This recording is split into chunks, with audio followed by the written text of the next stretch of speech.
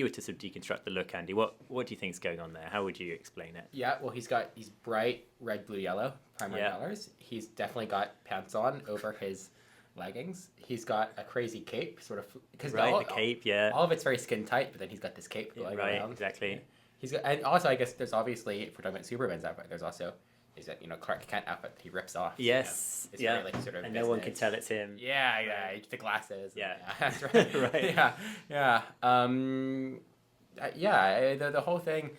I mean, I guess this is what we're going to get into in a second, but isn't the whole thing that he's sort of an alien, so it has to feel, somewhat foreign? Right, yeah, Right. absolutely. But, Yeah. but at the same time, it has to sort of be something that appeals to these sort of, very human senses of what makes you powerful. Like we can see he's muscular. Right, virile. exactly. Yeah, and you're very close to already cracking why he wears pants over leggings. Danny, any other sort of initial thoughts on the look? Yeah, I guess it's interesting, like the Clark Kent versus Superman thing, Yeah. that probably when you're designing a cartoon, you're wanting as big as contrast as you can Right. get between sort of the person who's just normal and human like us, and then how do you immediately make him look super? Well, you're going to have a cape and you're going to get his abs out and you're going to do crazy colours. versus a suit. Exactly. Yeah, and it's the figure hugging, it's the abs, it's the muscularity of it all, which is basically explains the pants over leggings. So he wasn't actually the first to show that look. Flash Gordon came out a few years earlier. So if we say Action Comics #1 is June 1938, so that's Superman's first ever outing.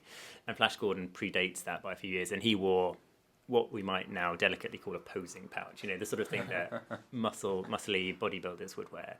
And that's basically the look they were going for, that circus strongmen of the era and in the 19th century would have worn something similar to show off their musculature.